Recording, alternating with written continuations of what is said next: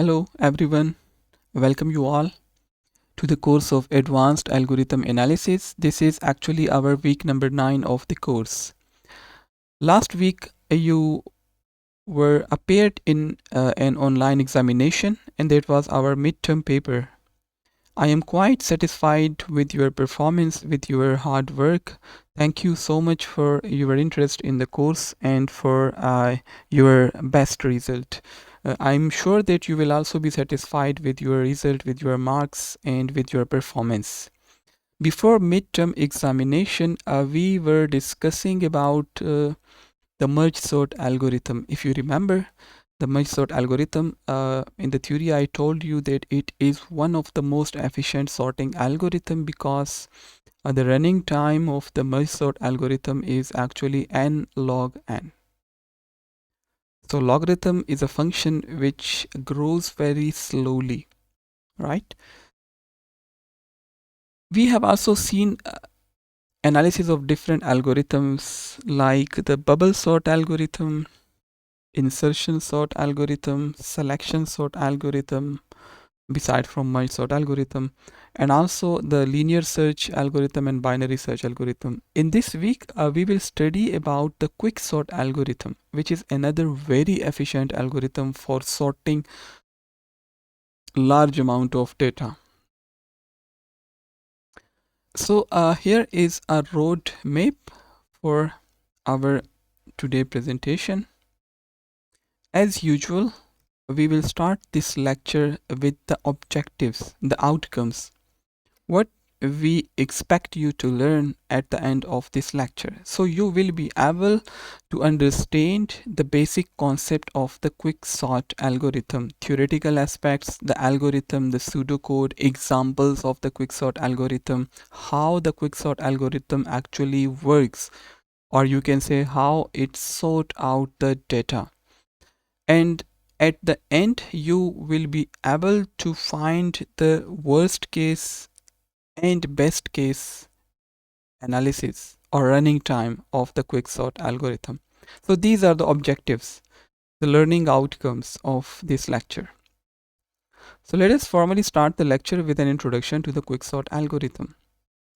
This algorithm was proposed, or you can say it was developed by a British scientist. His name is Tony Hoare, and the algorithm was proposed in 1959. So you can say almost 50 years ago, but still it is one of the most widely used algorithm. Why it is called quicksort? Its name comes from the fact that quicksort algorithm is capable of sorting a list of data elements significantly faster, and there are researches that shows that actually the quicksort algorithm will outperform 2 to 3 times faster than any other common sorting algorithms. So that is why it is called quicksort, because it quickly sort. It has the capability to quickly sort the list of data elements, and it has the capability to outperform 2 to 3 times faster than other common sorting algorithms that are available. So you can say that quicksort algorithm is one of the most widely used and also an efficient sorting algorithm.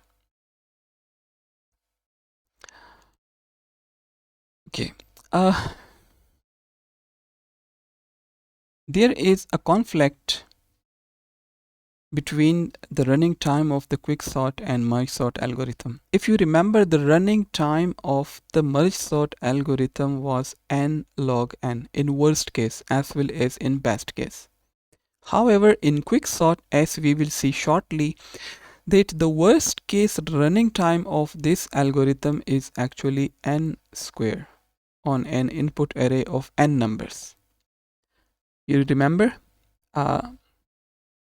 Those algorithms, for example, insertion sort, selection sort, whose running time is like this, n square, we consider them not to be efficient algorithm, especially on large data items. But in case of quicksort, We said that it is an efficient algorithm, and we also just mentioned that its performance is 2 to 3 times better than other sorting algorithm. So it is a conflict because the running time is n square. So how it outer perform than other uh, sorting algorithms? Okay, despite this low worst case running time, quicksort is often the best practical choice for sorting because it is a remarkable efficiency in the average case. Because in the average case, its expected running time is n log n. And mostly the running time, because of the average running time performance, it is considered to be an efficient algorithm. However, this worst case scenario is not always, it does not always happen, because we will see now shortly that it happens only when we select the last item to be to be to be the pivot. Pivot is a term which we normally used when we study the quicksort algorithm, but as you are not familiar with the term, so I will not go into the details of the pivot. We will study it shortly. However, what I want to say is that in the worst case analysis, the running time is n square, but that is like rare to happen. Okay, mostly we will get the average case running performance, there is n log n. Another thing that is important to understand is that for small elements, for small arrays, for small list, let's suppose n, the total number of elements in the array, is less than 50 or less than 100, in that case it is not recommended to use the quicksort algorithm, as we saw that for small number of items you can use the insertion sort algorithm. So if the number of items in the array is small, let's suppose is 50, or the total number of element is 100, so in that case insertion sort will perform faster than the quicksort. Why? Because the quicksort algorithm is based on the divide and conquer approach. Did you remember the divide and conquer approach? We have studied the divide and conquer approach in the merge sort algorithm, and also we know that our binary search is also based on the divide and conquer approach. So here is another algorithm, that is the quicksort, which is actually based on the divide and conquer approach. And inside the divide and conquer approach, there are 3 steps. In the first step, we divide the problem. In the second step, we actually conquer, or we actually solve the sub problems. And then in the third step, we combine the solution to get the solution to the whole problem. So these are the 3 basic steps of the divide and conquer approach. Another thing is that divide and conquer approach actually uses recursive algorithms. What does it mean? Recursion is the ability of a function to call itself again and again in order to solve the subproblems. So, what I want to say is that, as I mentioned, that for small elements, insertion sort will perform faster than quicksort. Why? Because of the divide and conquer approach. Why? Because of the recursive dependency on the recursive algorithm. The way the quicksort actually uses the divide and conquer approach is a bit different from the merge sort algorithm. Both the algorithms, the merge sort algorithm as well as the quicksort algorithm, both these algorithms, they are recursive in nature. They are based on the divide and conquer approach. However, the approach used by the quicksort algorithm is actually different from that of the merge sort algorithm. What are the differences? Let us see them. The first difference is that in merge sort algorithm, the divide step does nothing. The real work in the merge sort algorithm actually happens in the combine step. Remember the three steps: divide, concur, and combine. So in the merge sort algorithm, the divide step hardly do anything.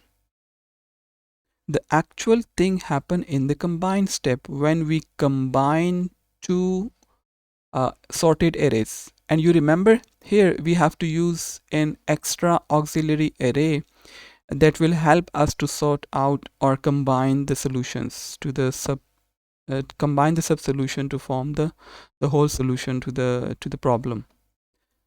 But in quicksort, as we will see in a moment, the main thing actually happens in the divide step.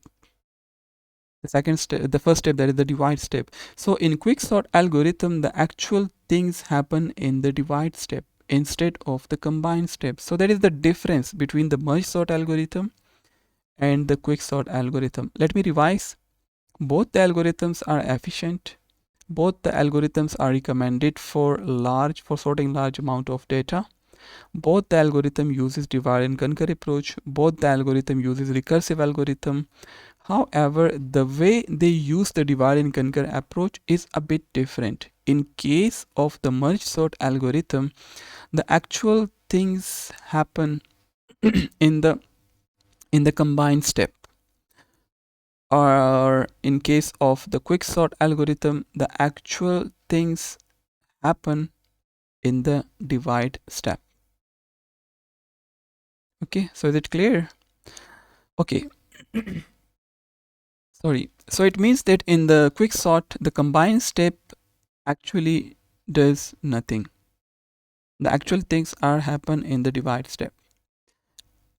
Now let us move to another difference between the merge sort algorithm and the quicksort algorithm. As I just mentioned that in order to combine the subsolutions, we need an auxiliary arrays in case of the merge sort algorithm. But that is not the case with the quicksort algorithm. In quicksort algorithm, in order to combine the solution or in order to sort the data, we do not require the use of an auxiliary array. Okay, so merge sort will require auxiliary arrays to copy the data, while the quicksort can operate entirely within the given array. In the analysis of algorithm, there is a terminology. We talked about it earlier in the previous lecture as well, but let me repeat. The terminology is called in-place sorting algorithm. Some algorithm are in place, some algorithm are not in place algorithm. What is in-place algorithm? In-place algorithm is an algorithm which does not require extra array, auxiliary array, helping array in order to sort out the data. They do the sorting process within the array. So such algorithms are called in-place algorithm. So quicksort algorithm is efficient algorithm because the concept that it uses, the technique that it uses is the in place. Okay, so this is in place algorithm, and in terms of memory, in place algorithm are efficient than the not in place algorithm. So merge sort algorithm is not an in place algorithm because it uses auxiliary array, while the quicksort algorithm is actually in place algorithm because it will operate entirely it will sort the data entirely within the given array without using any auxiliary array to copy the data or to perform the operations on the data. Our third difference between the merge sort algorithm and the quicksort algorithm is based on the recursion tree. In merge sort algorithm, if you remember, it works on the way back up the recursion tree, that is the merging process. While in the quicksort algorithm, we will see that it will work on the way down to the recursion tree. So when we say down, we mean division. When we say up, back up, that is the merging. So in merge sort, the actual things happen in the merging. So it will use the recursive tree from bottom to up. The main things happen from bottom to up. While in case of the quicksort algorithm, the actual things happen in the divide step. So the recursive tree is from top to bottom, and there is the partitioning. The actual things will happen in the partitioning step. Okay, and the last difference, as you just see, that in the worst case running time of the merge sort algorithm is n log n, while the worst case running time of the quicksort algorithm is theta n square. Okay, so there is also the difference. Although the average case running time of both the algorithm is same, there is theta n log n, but in case of the worst case, the running time of the merge sort algorithm is n log n, while the running time of the quicksort algorithm is n square. And that is same to the insertion sort, because in case of the insertion sort as well as selection sort, the worst case running time was also n square, if you remember. Okay, last thing related to the differences is that merge sort always partition the given array into two halves, and they are equal in size. However, in quicksort algorithm, depending on the selection of the pivot, again I am using the word pivot with which you are not familiar, but we will see it in a moment. So based on the selection of the pivot, the quicksort can divide the list either equally or not equally. It depends on the selection of the pivot. So there is another difference, that merge sort will always partition the array into two halves, and they are going to be of almost the same size. But in case of quicksort, there are chances, which is based on the selection of the pivot, that the sub arrays could be of equal length, or maybe one array has 10 elements and the other has 0 element, like this, or 1 element. So we will see it in a moment. That is dependent on the selection of the pivot. So this was about the differences between the two sorting algorithms, that are the merge sort and the selection sort. Let me summarize the differences. In merge sort algorithm, the actual things happen in the merge step, while in the quicksort algorithm, the actual thing happen in the divide step. Similarly, the merge sort algorithm will require auxiliary array to copy the data. You can say merge sort is not an in-place algorithm, while the quicksort algorithm will operate entirely within the given array to sort the data element. So it is an in-place algorithm. And also the running time of both the algorithms in worst case, that is different. The running time of the merge sort in worst case is n log n, while the running time of the quicksort in worst case scenario is n square. And finally, the merge sort will partition the given array into two halves that are going to be of the same size, while in case of quicksort, it could be of same length or different depending on the selection of the pivot.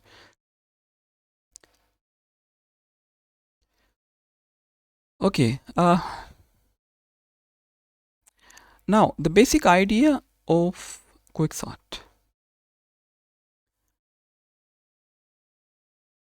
The basic idea of quicksort is based on the selection of one element, which is called pivot, and then we have to partition the given array in such a way that left side of the pivot of this element will contain all the elements that are less than the pivot element, and the right side will contain all the elements that are actually greater. So these are the keywords here. Let me repeat. The basic idea of quicksort algorithm is based on the selection of an element which is called pivot. Some people call it pivot, but I think it's pivot. Okay, then you have to partition the given array in such a way that all the elements that are less than the pivot will come to the left hand side, and those elements that are greater than the pivot, they will come to the right side of the pivot.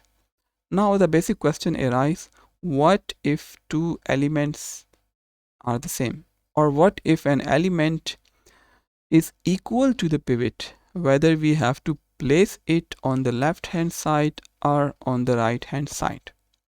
So it depends on the implementation, it's your choice. Normally people put the equal elements on the left hand side of the pivot. Okay, but you can place them to the right hand side as well. But then here is a recommendation, and the recommendation is like this, that you have to keep an eye on the length of the two sub-arrays. Okay, so if the total elements on the left hand side are less than the total number of elements on the right hand side, then place it on the left hand side.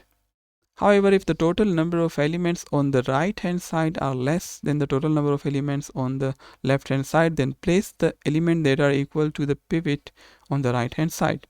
Means count the number of elements and put the elements that are equal to the pivot to that side which contain less number of elements, in order to give a balance, right? Because we will see that we will get a better performance if both the sides contain equal number of elements.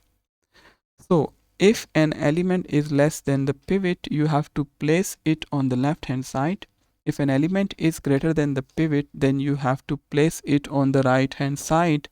But if an element is equal to the pivot, then you have to place it in either left side or either right side. Normally people place it on the left hand side, but the recommendation is that you have to have a look on the number of elements. Put the element that is equal to the pivot to the sub array which contain less number of elements. Why? Because we want to divide the two sub arrays in the form which will contain almost equal number of elements. I hope this will be clear to you. Okay, this is a diagrammatical representation of the basic idea of the quick sort.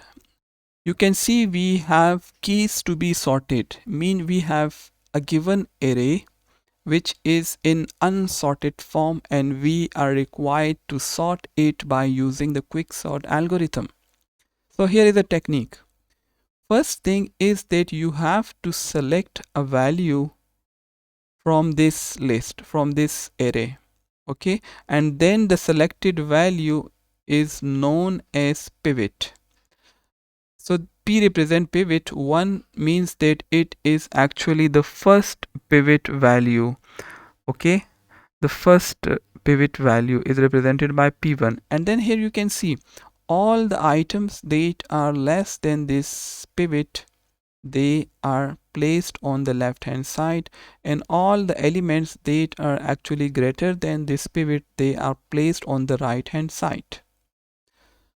Okay, as we are dealing with a recursive algorithm, so a recursive algorithm, the technique is that it will call itself again and again on the subproblems. So now consider this subarray as a subproblem and apply the same technique now on this subarray. So again, select an element from this array and call this element pivot, as we have already used the P1. So now I am calling it P2, that is the second pivot element. What we need to do now, all the elements which are here and they are less than this pivot P2, place them on the left hand side, and all the elements that are actually greater than this P2, place them on the right hand side, and do the same thing with this subarray as well. Recursive algorithm, call it for the left hand side, call it for the left subproblem, and then call it for the right hand side or the right subproblem. Again, this is the pivot. Here we call it P3. All the elements that are less than this pivot value, they are going to be placed on the left hand side, and all the elements that are actually greater then this pivot, they are be placed on the right hand side. So this is the basic technique. Now one question, we are using the word pivot again and again. What is pivot?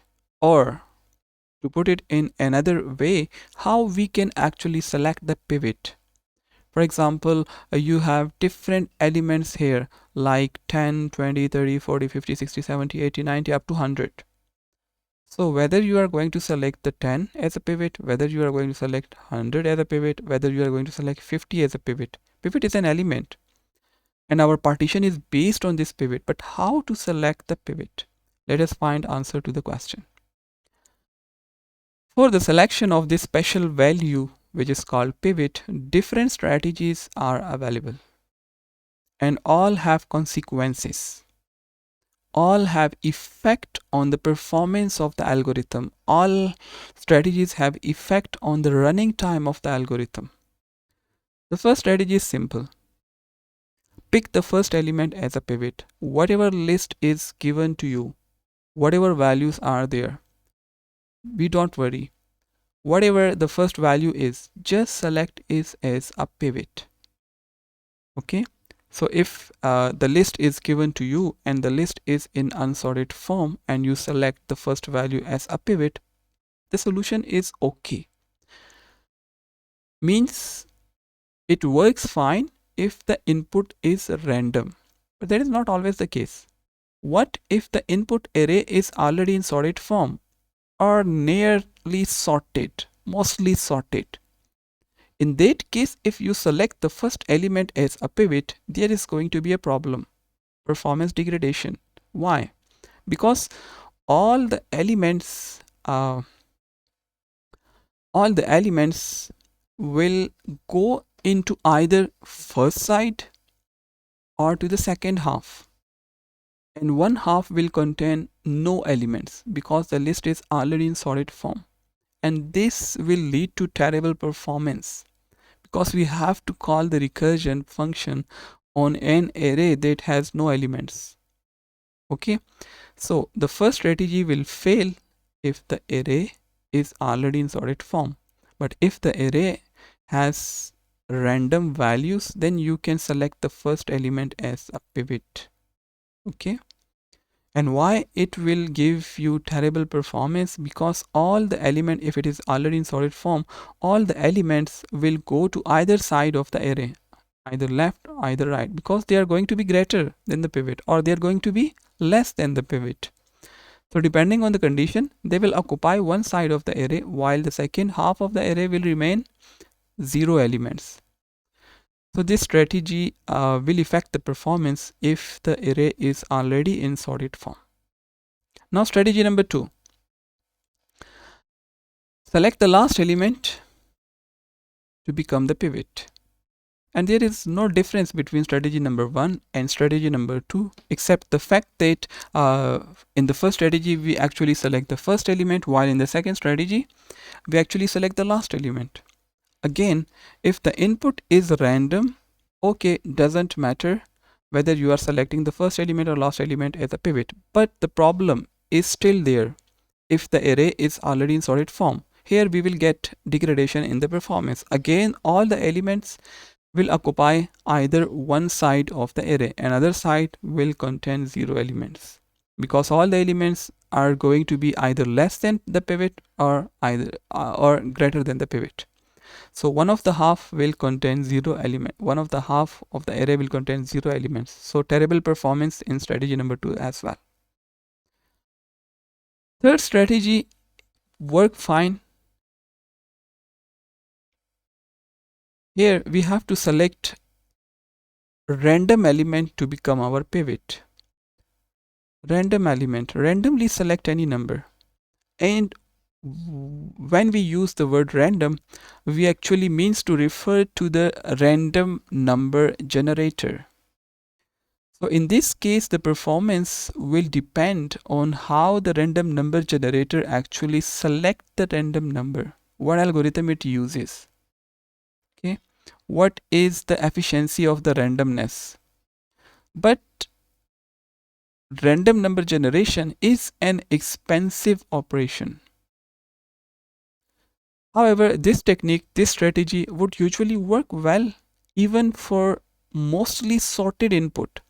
Like in the previous two strategies, we were dealing with a problem, and the problem was that if the array is already in sorted form, then these two techniques are not recommended. But this technique will work even if the array is already in sorted form, because we are selecting a random number, and once we select the random number, almost half of the element will go to the one side and almost half of the element will go to the second half of the array. But in this case, the random number generator is the question. The performance, the efficiency of the random number generator, and also it is an expensive operation, so it will also lead to some degradation in some cases, which is actually related with the random number generator itself. And finally, the last strategy is that take a median and then select it as a pivot. Ideally, the pivot should be the median of the input array, which means that take the leftmost element, take the rightmost element, and the certain element of the array and find the median, and that will be your pivot. So median is actually element in the middle of the sorted sequence. It will actually divide the input into two almost equal partitions. But unfortunately, it's harder to calculate the median quickly without sorting first. So for finding the median, you have to sort the list first and then you have to find the median. So it's a bit complicated. Mathematical statistic is involved here. So it's harder to calculate the median quickly in case of sorting.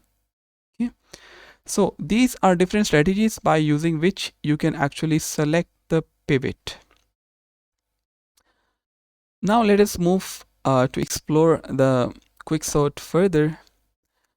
To understand the quicksort algorithm, let me give you an analogy, an example, to better understand how it will actually work. Oops.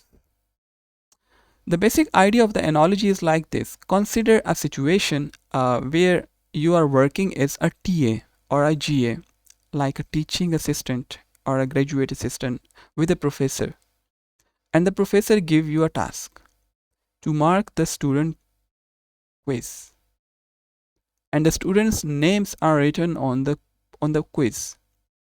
Some of the names started with alphabet A, some names are started with alphabet B, some are started with C, and so on. Okay, now the problem is that you want to sort out these papers alphabetically based on the student names.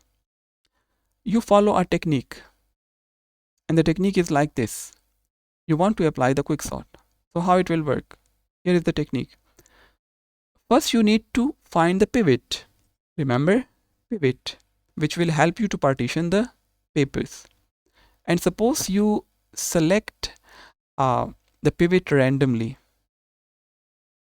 And once you select a paper, it's written, the name is Lala Khan. So it starts from L. Now that is your splitting value, or you can say that is your pivot. The pivot that you selected is L. Now rest of the papers are going to be either less than L, either greater than L. For example, name Ali is less than L. For example, name Zaki is greater than L. So based on this pivot, you have to decide on which side you are going to place the rest of the papers. So it will eventually divide the stack of papers into two. There is the names that are starting from A to L, and the names that are started from M to Z.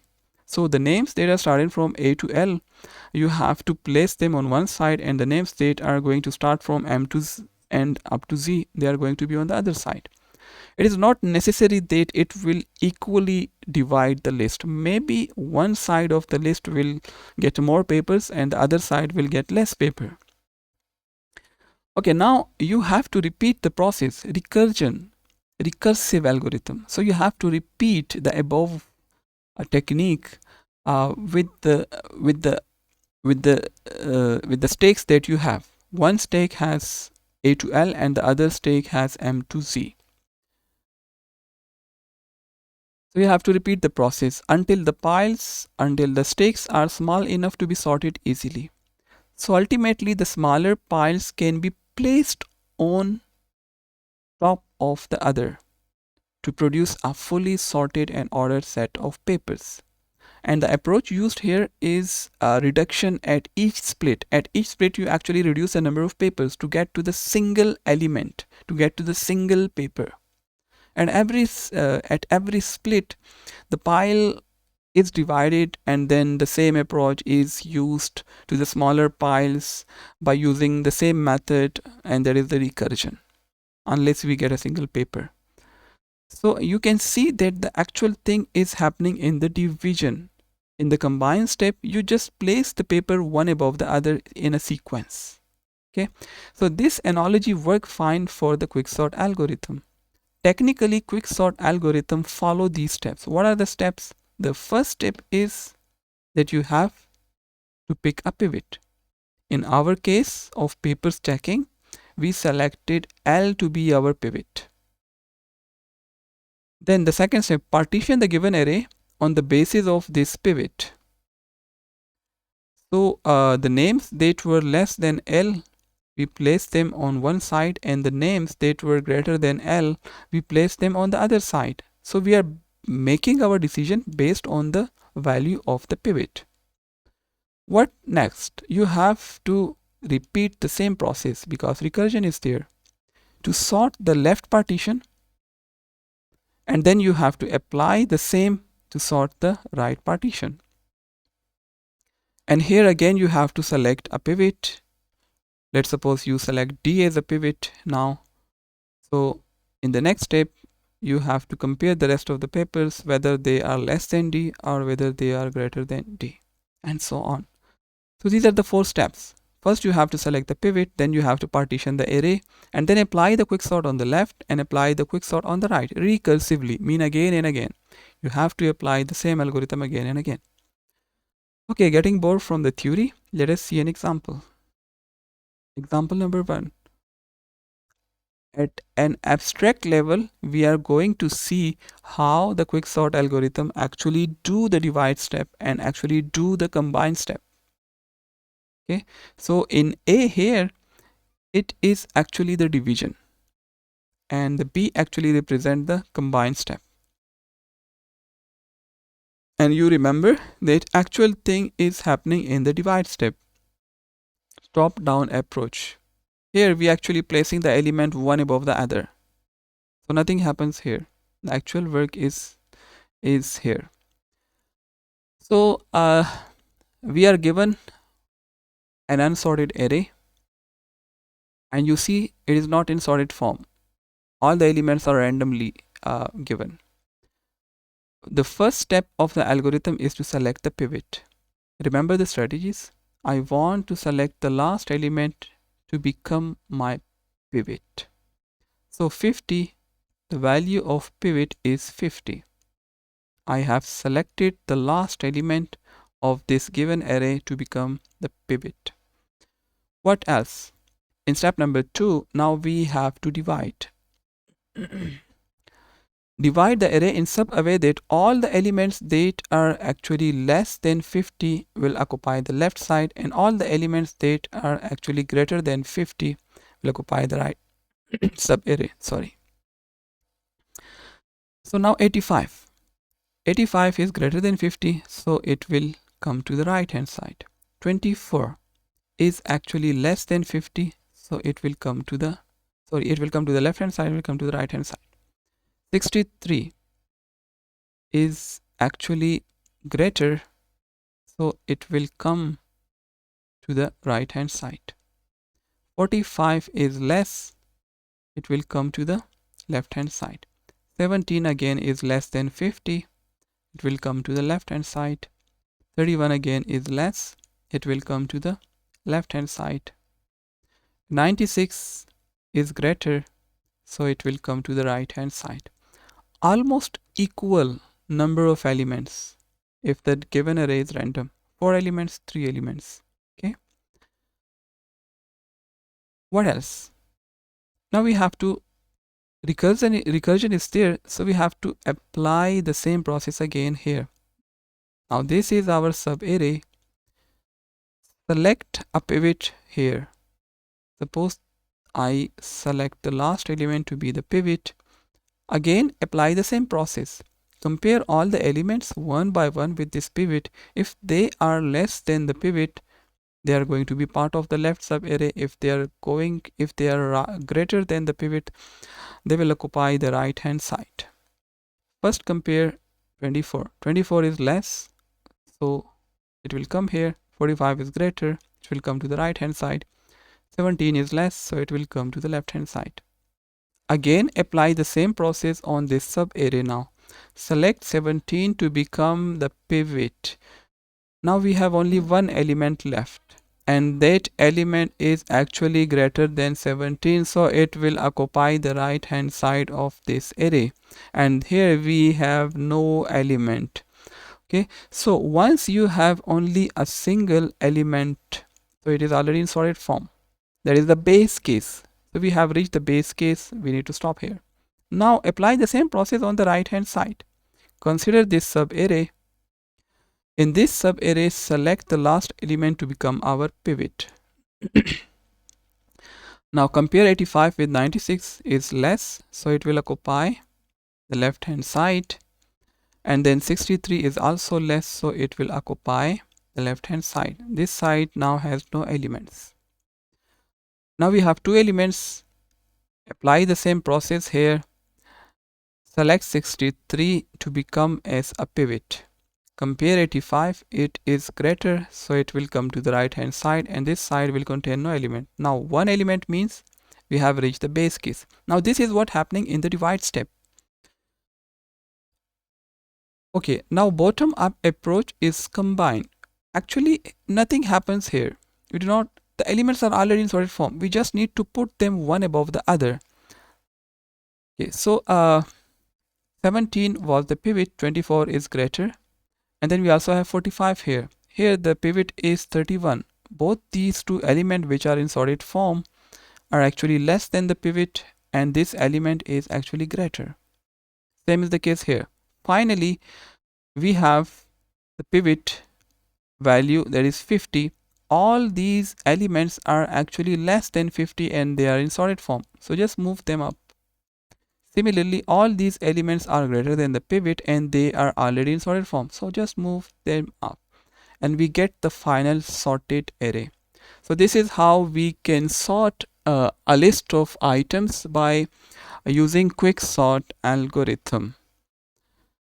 Now example number 2 is a bit technical.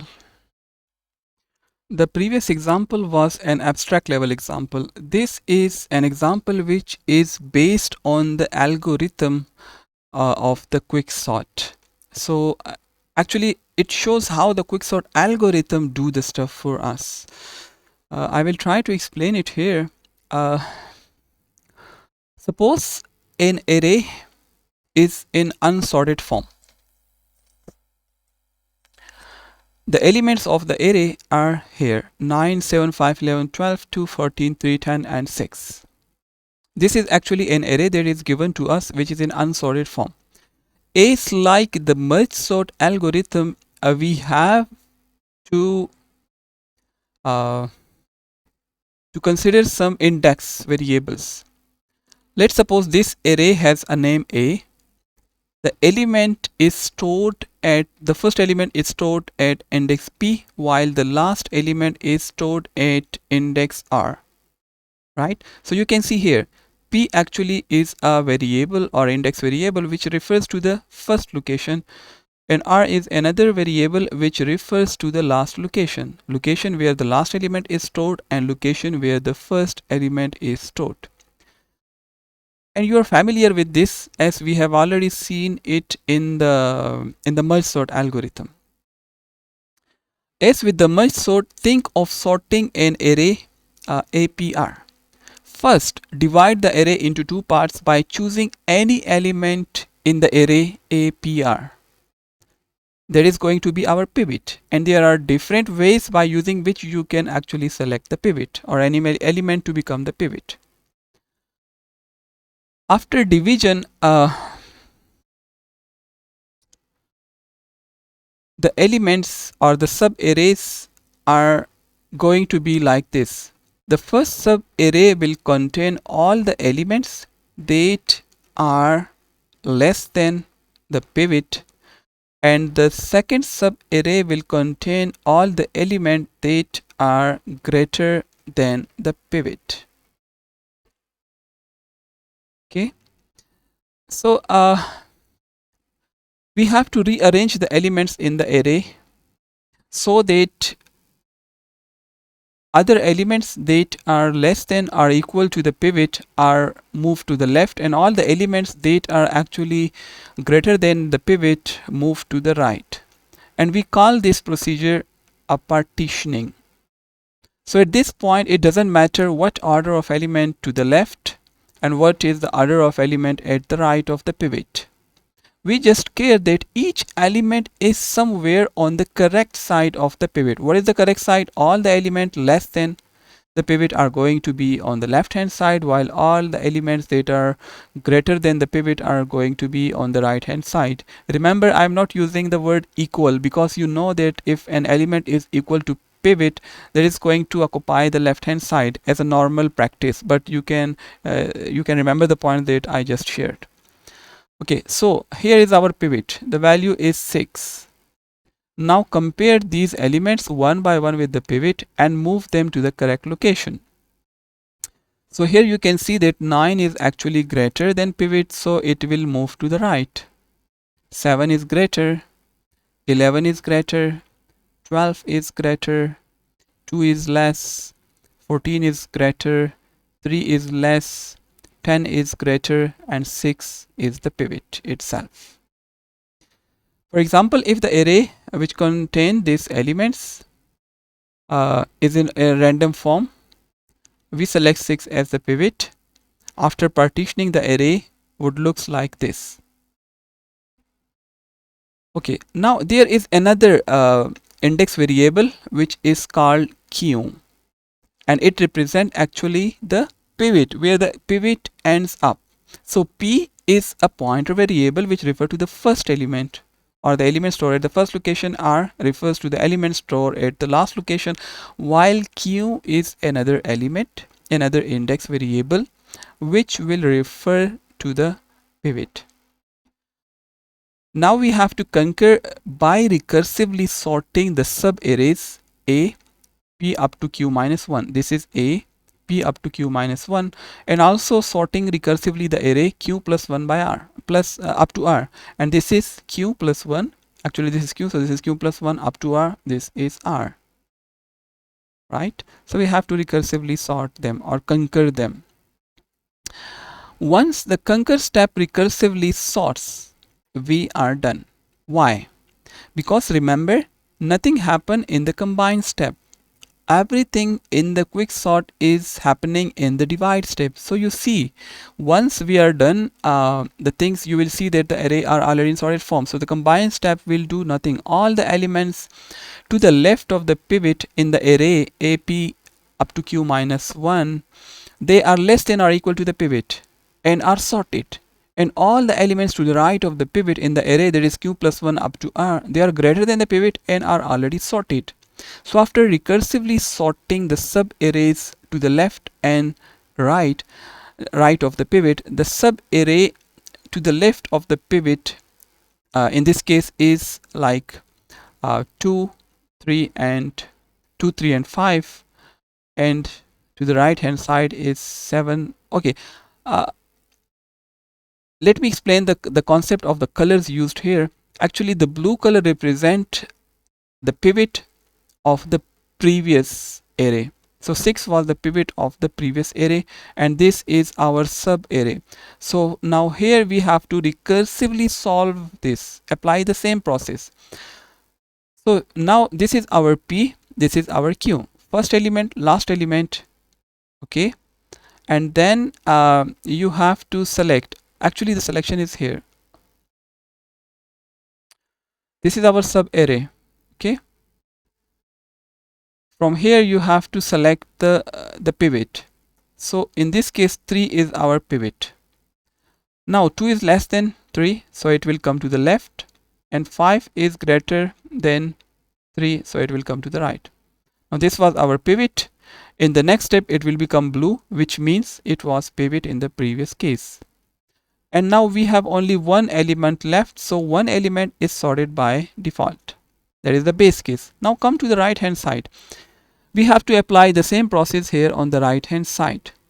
First thing first, we have to choose a pivot. In this case, the last element is 11, so it will become the pivot. Okay. Compare these elements one by one. Now this is our P, this is R, and the pivot will take the location which will be referred by the variable Q. Compare them one by one with the pivot. 12 is greater, 14 is greater, 7 is less, 9 is less, 10 is less. So you see all the elements that are less than the pivot are on the left hand side, and all the elements that are greater than the pivot are on the right hand side. In the next step, you have to, okay, first here the blue color represent that it was pivot in the previous case. Now again apply the same process on these three elements. Select the pivot, that is the last element is pivot, and you see that both the element are less than 10, so they are going to be going to be on the left hand side, and same is the case here. Then 10 was the pivot in the previous case, and so on. So now we have only two elements. Select the last element to be the pivot, which is 9. 7 is less than 9. Okay, so this was our pivot in the previous case, and 7. So all the elements now are in sorted form. So the actual things are happening in the divide step. Let me repeat the process here. To sort the sub array 5 to 3, we choose 3 as a pivot. After partitioning, we have 2, 3, 5. Then the sub array 2 to the left of the pivot is a base case when we recurse, as the sub array and similarly the sub array 5 to the right of the pivot here, that is also a base case, and we do the same process here to the right hand side. Okay, this was the second example, which is based on the quicksort algorithm, and here is now the algorithm of the quicksort. First, let me try to explain the algorithm with simple English statements. Remember, we can represent an algorithm by using different ways, like flowchart, like pseudocode, and like the English statements. So we have 3 steps. The quicksort algorithm is actually recursive in nature. It is based on the divide and conquer approach. So inside the divide and conquer approach, we have 3 steps: divide, conquer, and combine. And remember, the actual things happen in the conquer step. The actual things, happen in the divide step. Okay, so what's going on here? Divide. First, the given array, which is mentioned represented by A and have indexes from P to R, we divide it into 2 sub arrays. First sub array will contain elements from P up to Q minus 1, and second sub array will contain elements from Q plus 1 up to R. Okay, and there is a condition that all the elements in this sub array are going to be less than or equal to the pivot. And here is the condition that the pivot is going to be less than or equal to the all elements, or you can say all the elements are greater than this pivot. And conquer, we have to recursively solve these sub arrays, and then finally we have to combine. Here no work is actually done. Okay, now this is the quicksort algorithm, which is represented by English statements. Let us see the pseudocode. If you compare this algorithm with the merge sort algorithm, you will see some similarities here. And the similarities are that we have 2 separate algorithms. This is actually what we already saw in case of the merge sort algorithm. So the first algorithm here is actually the quicksort algorithm. We have an array represented by A. The indexes P and R. Remember, elements store at the first location, elements store at the last location. Check the condition. If P is less than R, if we do not reach to the end of the array, then do these three things. First thing, do the partition, which is actually a function, and it will call this second algorithm. After the partition, we have to sort the first subarray, and then we have to sort the second subarray. Remember, first subarray has element from P to Q minus 1, while the second subarray has element from Q plus 1 to R, to the last elements. This is important. What's happening in the partition? We will see an example to understand this algorithm, but let me give you an overview. In the partition, we are considering the array, we are considering the two indexes, index variable P and R, and then here is the pivot A of R. The element at the last location of the given array has been assigned to a variable X, and that is pivot. We have to take another variable I, and initially it will refer to a location outside the array. For example, your array is like this. This is P, which is actually the first element. So I variable will point to something like this. This is I. 1 before P, there is P minus 1. So 0 minus 1 is minus 1. So this is a variable which we will use in our algorithm, and initially it refers to one location before the first element of the array. We have a for loop. The counter variable is J. The initial value of J is P, mean J initial value of J is 0, because the initial value of P is also 0. Up to how much time we have to iterate this loop? Till R minus 1. Why R minus 1? Because R has been selected. R has been assigned to X. There is the pivot. So 1 less than the pivot. And then we have to check this condition. If the comparison, actually we have to compare things here. So if the condition is true, we have to move the ith and exchange. If the condition is false, then at the end of the loop we have to exchange these things. So you have to give a dry run. Let me try to give a dry run with the help of this example. Okay, actually we are dealing with 4 regions. You see, the first region is R, there is the pivot. Second region is actually the elements that are equal to the pivot. So the elements, this is the portion which are less than or equal to the pivot, the element that are greater than or equal to the pivot, and this is the area which has not been examined yet. We have to decide whether they are going to be part of this subarray or whether they are going to be part of this subarray. But once you run the algorithm, you will understand the concept here. Okay, erase drawing. Right. I am facing a problem because the algorithm is not here. So I need the algorithm. Let me find a solution. Okay, so I found a simple but yet efficient solution. Now we have the algorithm on the screen. I am sure it will be visible to you in the video. So let us start our dry run. This is actually the algorithm for partitioning the array, right? So how it works, let us see. Suppose we have an array that is given to us, and the array is actually in unsorted form, right? The first thing is to select the pivot. Okay, so in the first step you can see that the array which has a name A, oops, okay, the name of this array is A of R. This is A, this is R. So A of R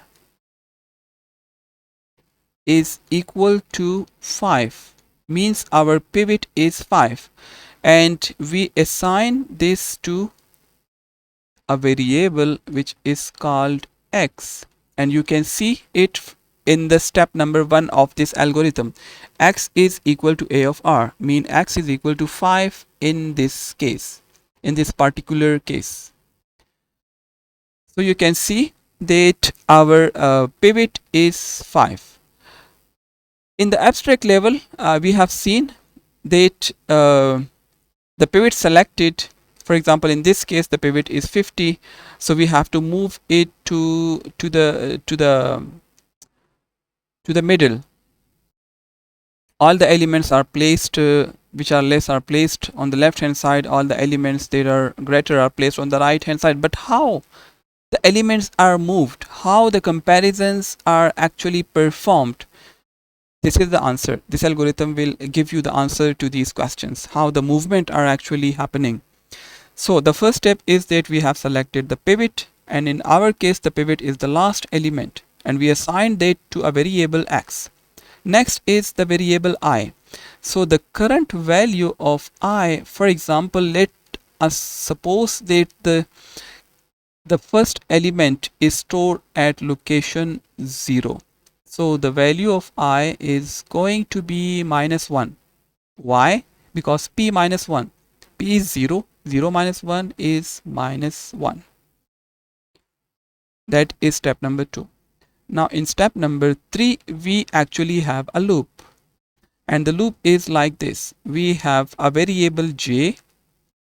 The initial value of this variable is p. What is the value of p? The value of p is 0. Let me write it here. The value of p is 0. So the value of j is also 0. And this loop will go up to r minus 1. So let us count 0, 1, 2, 3, 4, 5, 6, 7. So this is 7. 7 minus 1 is 6. So this is the initial value of the loop, and that is the final value of this loop, that is 6. Now check the condition. What is the condition? The condition is like this. If a of j is less than or equal to the pivot a of j. What is a of j? This is actually a, and the value of j is 0. This is 0. So a of 0 is 8. I am writing it directly. 8 is less than or equal to x. What is the value of x? That is 5. Check this condition. Is it true or false? 8 is less than or equal to 5. The condition is false. Okay. So once the condition is false, we do not have to execute these two statements, because they will be executed only if this condition is true. Is it clear? If not, let me explain again. For is a loop, j is a counter variable or loop variable. The initial value of j is p, which means the initial value of j is 0, because the value of p is 0. So the value of j is also 0. The final value, the final iteration of this loop is r minus 1. The value of r in this case is 7. 7 minus 1 is 6. Mean this loop will iterate 7 times, starting from 0 up to 7. And then inside this for loop, we have to check a condition. The condition is a of j is less than or equal to pivot. X mean pivot. You see, x mean pivot, and the current value of pivot is 5. And the current value a of j, this is a, this is j. A of j is 8. So 8 is less than or equal to 5? No. The condition is false, which means that these two statements will not be executed, because they will be executed only if this condition is true. After the execution of this line number 4, we have to go back to step number 5. Step number 3. Why? Because we are dealing with a loop. We are dealing with a loop. Okay. So go back to the for loop. It is step number 3. Increment the value of j by 1. The previous value of j was 0. The new value is 1. 1 is less than or equal to 6. Yes, condition is true. Okay. Now check a of j is less than or equal to x. This is a, this is j. Now here, yes. Now consider this step. The current value of j is 1. You see, the current value of j is 1. This is actually 1. And the value here is also 1. So compare this value.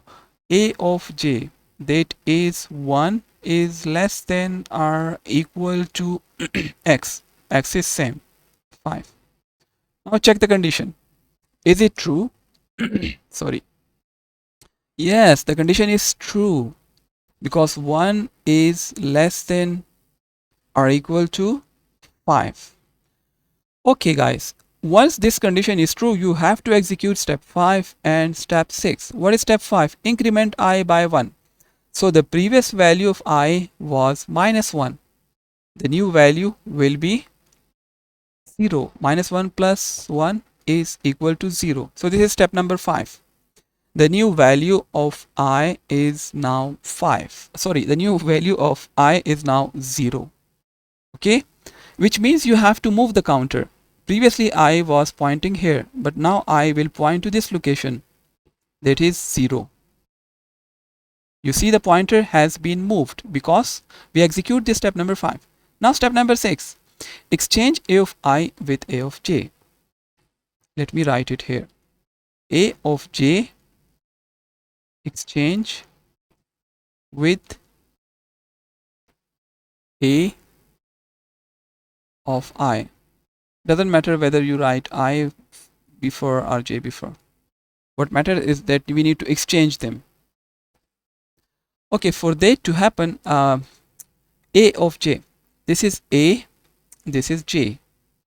The value of a of j, sorry, this is a, the value of j is 1, and this is 1.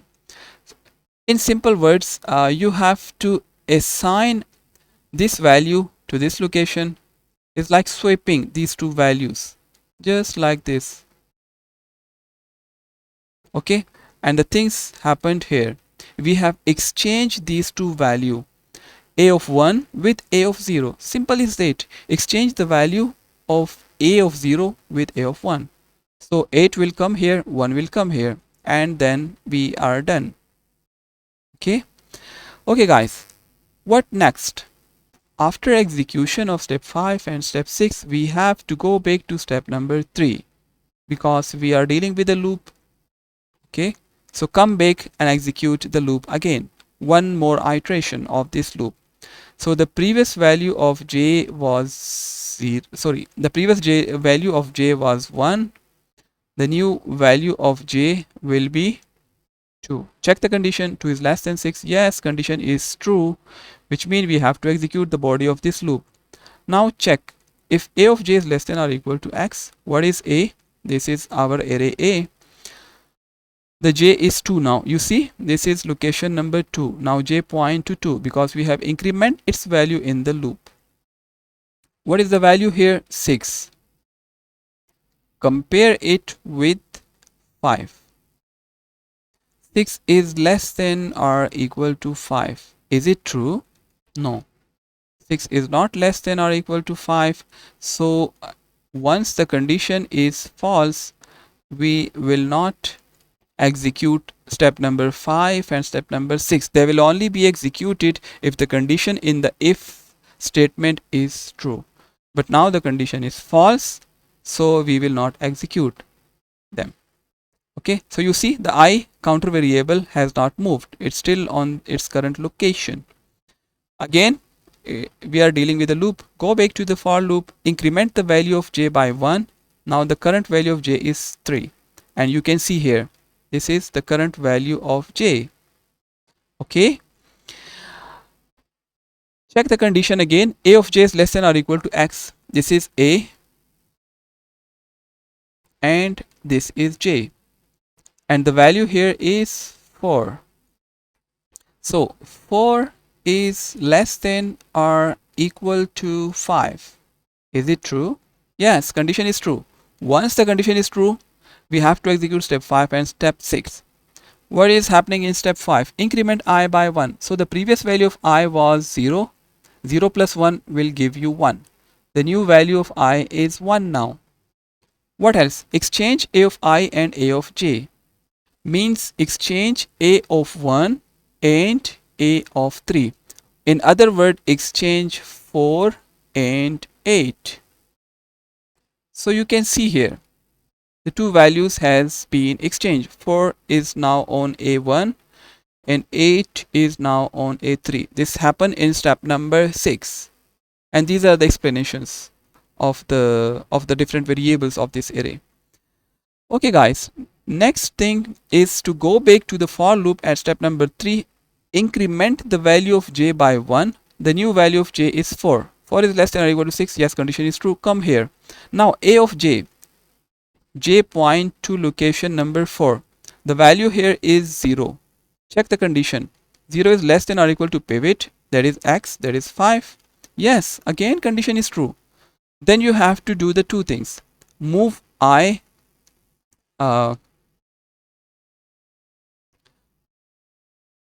move the variable I forward by adding 1 to it. So I was previously pointing to one location. Now you see it point to location number 2. And j actually points to 4. So what you need to do is to exchange these two values. Okay, exchange 0 with 6, just like this. And you see this thing happens here. We have exchanged 0 and 6. Okay, after exchange, as we are dealing with the loop, go back, come here, increment the value of j by 1. The new value of j is now 5. Compare it with the value of x, there is pivot. 5 is less than 5, no, but 5 is equal to 5. Yes, condition is true. Once the condition is true, you have to do the two things. First, increment I by 1. So previously I was pointing to 2, now it will point to location 3. Second thing, exchange A of I and A of j. The value of j is now 4. You can see it from here. 0, 1, 2, 3, 4. Sorry, the value of j is 5. Yes. Okay, so exchange these two values. Means 3 will come here, 8 will come here. So you can see these two values has been exchanged. This is what happened in this step. Next, again we have a loop. Go back to step number 3. Increment the value of j by 1. Now the new value of j is 6. Check the condition. 6. Sorry. Check the condition here. 6 is less than or equal to 6. Yes, condition is true. Okay. Go to the step number 4. Execute the body of for loop. Here, check if a of j is less than or equal to x. This is a, and the value of j here is 9. So check whether 9 is less than or equal to 5. No, the condition is false. So once the condition is false, we will not execute step number 5 and step number 6. But we have to go back. To step number 3. So here you see we did nothing. We do not swap values. Okay, but we have to go back to the for loop. Now check the condition. Increment j by 1. The new value of j is 7. Check the condition. 7 is less than or equal to 6. No, condition is false. Once the condition is false, we will not execute step number 4, step number 5, step number 6. We have to come to step number 7 because it is outside the body of the for loop. Okay, so the condition in the for loop is false. Then come to step number 7. What will happen here? Exchange a of I plus 1 with a of r. Now let us see the value. The value of I is 3. You can see from here. Okay, so 3 plus 1, which means a of 4. So this is A of 4. We have to exchange it with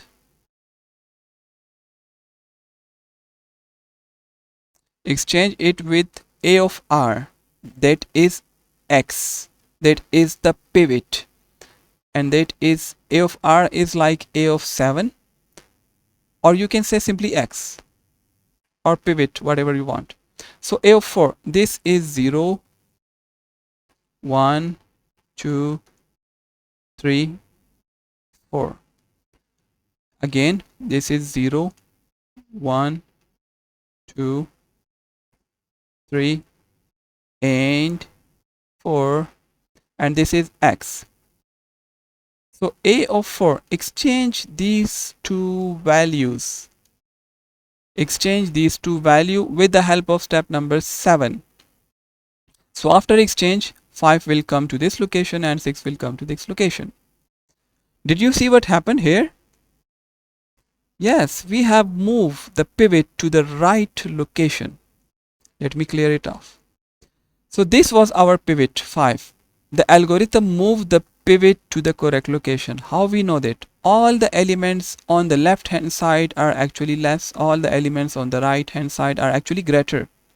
1 is less than 5, 4 is less than 5, 0 is less than 5, 3 is less than 5. All the elements on the right are greater. 8 is greater, 9 is greater, 6 is greater.